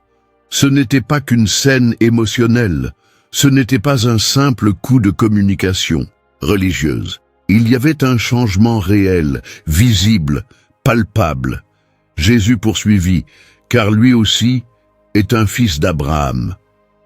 Une fois de plus, la foule fut prise de court. Cette affirmation avait un poids théologique énorme. Aux yeux de la société, Zachée avait perdu tout droit d'être appelé fils d'Abraham. Sa conduite, son métier et ses choix de vie l'avaient mis à l'écart de la communauté de l'Alliance. Pour beaucoup, il était juif de sang, mais plus du tout dans le cœur. Mais Jésus, par une phrase simple et directe, restaurait non seulement sa dignité sociale, mais aussi son identité spirituelle. Il disait, pour que tous entendent, Zachée appartient. Il fait partie de la promesse. Il a sa place parmi le peuple de Dieu. C'était plus qu'une absolution. C'était une réintégration. C'était comme si, par ses paroles, Jésus bâtissait un pont par-dessus l'abîme qui séparait Zachée de son peuple. Et plus encore, de Dieu. Zachée resta agenouillé, pleurant. Mais maintenant, avec un sourire de soulagement sur le visage, les serviteurs le regardaient, les yeux brillants. Certains collecteurs d'impôts présents, adossés au mur, commencèrent à réfléchir à leur propre vie. Dehors, les murmures commencèrent à s'estomper, non pas parce que tous acceptaient ce qu'ils entendaient, mais parce qu'en face de l'autorité des paroles de Jésus, il devenait impossible de continuer à crier. Et alors, comme pour rendre les choses encore plus claires, Jésus déclara, d'un ton ferme, pour que tous, à l'intérieur et à l'extérieur de la maison, puissent entendre. Car le Fils de l'homme est venu chercher et sauver ce qui était perdu. C'était la révélation finale. La véritable raison pour laquelle Jésus s'était arrêté sur ce chemin. La véritable raison pour laquelle il avait levé les yeux vers ce figuier. La raison pour laquelle il avait choisi Zachée. La mission du Christ, depuis le commencement, avait toujours été celle-là. Aller vers les oubliés, les exclus, les marginalisés, ceux que tous considéraient comme irrécupérables. Zachée n'était qu'un exemple de plus, mais un exemple désormais marqué pour l'éternité. Les paroles de Jésus résonnèrent dans toute la ville comme un manifeste de grâce, comme une déclaration publique que personne, absolument personne, n'est hors de portée de l'amour de Dieu. Zachée, qui pendant des années avait été vu comme le plus grand des pécheurs de Jéricho, était maintenant proclamé comme une cible directe du salut. La foule resta silencieuse. Certains commencèrent à se disperser, d'autres restaient immobiles, comme s'ils essayaient encore de comprendre ce qu'ils venaient de voir. Mais à l'intérieur de la maison, dans cette maison autrefois marquée par la corruption et l'avidité, il y avait désormais la vie, l'espérance et le salut, et la véritable raison pour laquelle Jésus l'avait choisi venait enfin d'être révélée. Les paroles de Jésus résonnaient encore entre les murs de la maison et dans les rues de Jéricho, comme une déclaration solennelle, irréfutable et scandaleusement pleine de grâce. Lui aussi est un fils d'Abraham. Pour beaucoup dans la foule, ces mots étaient comme une pierre lancée contre les fondations mêmes de la tradition religieuse. Comment un homme comme Zachée, un collecteur d'impôts, un exploiteur, un traître à son propre peuple, pouvait-il être appelé ainsi? Être fils d'Abraham signifiait bien plus qu'un simple héritage de sang. C'était un titre d'identité spirituelle, d'appartenance au peuple de la promesse, à l'alliance conclue par Dieu avec le patriarche d'Israël. C'était un sceau d'inclusion, un tampon d'acceptation, chargé de siècles de signification. Et maintenant, Jésus, le Maître, le Rabbi, le Messie, déclarait publiquement que Zachée faisait partie de cette histoire sacrée. À l'intérieur de la maison, Zachée resta agenouillé. Les larmes écoulaient encore, mais un nouvel éclat brillait dans son regard. Il comprenait le poids de ses paroles. Il savait que ce n'était pas un simple compliment passager. C'était une restauration d'identité, quelque chose qu'il avait cru avoir perdu, à jamais. Pendant des années, il avait vécu comme un étranger dans sa propre communauté, un homme sans patrie spirituelle, rejeté des cultes, ignoré, lors des fêtes, exclu des prières communautaires. Dans les synagogues, son nom n'était mentionné que comme un exemple de dérive et de corruption. Mais maintenant, tout changeait. En l'écoutant, Jésus ne faisait pas que l'accepter. Il le réintégrait dehors. La foule resta figée pendant quelques minutes. Le choc était évident. Les gens échangèrent des regards, murmuraient, mais personne n'osait contester directement les paroles du Christ. Certains commencèrent à s'éloigner lentement, secouant la tête, comme portant la frustration de voir leurs attentes de justice traditionnelle être brisées. D'autres restaient digérant chaque mot sans vraiment savoir comment réagir. Parmi les pharisiens, le malaise était palpable. Cela allait à l'encontre de tout ce qu'ils avaient enseigné au peuple. À leurs yeux, Jésus ouvrait dangereusement les portes de la grâce à ceux qui, selon leur logique, auraient dû rester dehors. Mais pour Zachée, chaque phrase de Jésus était comme un baume sur des blessures anciennes. En portant ses mains à son visage, il leva les yeux et croisa à nouveau le regard de Jésus. Il n'y avait aucune condamnation, seulement acceptation, restauration et un amour qui dépassait toute compréhension. Le cœur de Zachée battait avec un mélange de soulagement et d'attente. Il se sentait propre, renouvelé, un homme nouveau. Il se leva lentement, respirant profondément, encore tremblant, mais désormais avec une assurance intérieure qu'il n'avait jamais connue. Si autrefois, sa maison était un lieu de profit et de pouvoir, elle deviendrait désormais un foyer de générosité et de service. Si avant, sa vie était guidée par l'ambition, désormais elle serait mue par la gratitude. Si avant son nom était murmuré avec mépris, désormais il serait retenu comme un symbole de rédemption. Jésus commença alors à se préparer à partir. La visite touchait à sa fin, mais l'impact de cet instant resterait gravé à jamais dans la mémoire de tous. En traversant la porte de la maison, Jésus jeta un dernier regard vers la foule et, comme s'il savait que cet épisode serait raconté et répété pendant des générations, il marcha parmi les visages incrédules, laissant derrière lui un sillage de silence méditatif. Zachée, resté sur le pas de la porte, suivit le maître du regard jusqu'à ce qu'il disparaisse dans les ruelles de Jéricho. Les gens, un à un, commencèrent à se disperser. Mais les paroles de Jésus continuaient de résonner, comme une mélodie qui refuse de s'éteindre. Zachée inspira profondément une dernière fois, leva les yeux vers le ciel teinté par le coucher du soleil, et ressentit quelque chose qu'il n'avait pas ressenti depuis très longtemps, le sentiment d'appartenir.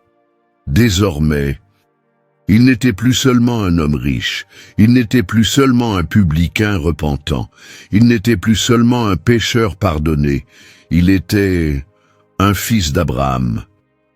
Et tandis qu'il observait les derniers rayons de soleil disparaître à l'horizon, Zachée comprit que son histoire de rejet et de chute avait en réalité été le décor parfait pour la plus grande révélation de sa vie. Que la grâce de Dieu ne connaît pas de limite, et qu'aucune chute n'est trop profonde pour que la main de Dieu ne puisse l'atteindre. Mais cette histoire n'était pas seulement celle de Zachée. La poussière de Jéricho est déjà retombée. Les voix de la foule se sont tues avec le temps. Les pierres au pied du figuier, les branches marquées par les pas précipités de Zachée, restent là, comme témoins silencieux de ce jour, inoubliable. Mais même après les siècles, l'histoire reste vivante, car en réalité, ce n'était pas seulement l'histoire d'un homme de petite taille physique et de grande culpabilité spirituelle. C'était, et c'est encore, l'histoire de chacun de nous, aujourd'hui, ici, maintenant, alors que vous écoutez ces paroles. Il est impossible de ne pas percevoir les échos de cet appel qui flottent encore dans l'air. Peut-être que vous n'êtes jamais monté dans un figuier littéral. Mais combien de fois, dans votre vie, avez-vous cherché quelque chose? Une réponse, un regard d'acceptation, un signe qu'il existe une rédemption, même pour vous. Combien de fois vous êtes-vous senti trop petit, trop indigne, trop rejeté? Combien de fois avez-vous porté de vieilles culpabilités, vous cachant derrière des masques sociaux, un statut professionnel, ou un sourire forcé qui dissimule la douleur intérieure? Tout comme Zachée, peut-être avez-vous construit des murs autour de vous, des murs de défense, des murs d'orgueil, des murs faits de justification, mais au fond, tout au fond, il y a peut-être encore un désir, une inquiétude, un murmure de l'âme qui dit « Est-ce qu'il me voit? Y a-t-il encore de l'espoir pour moi ?» La bonne nouvelle, c'est que Jésus continue aujourd'hui à faire exactement la même chose qu'il a faite ce jour-là à Jéricho. Il continue de lever les yeux vers ceux qui, d'une manière ou d'une autre, essaient de le voir de loin.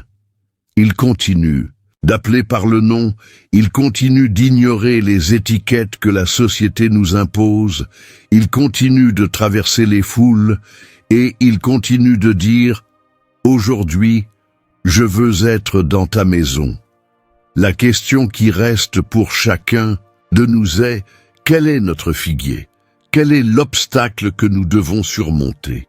L'orgueil, la honte, la peur d'être exposé, le doute de mériter vraiment ce regard de grâce? L'histoire de Zachée nous met au défi de faire un choix.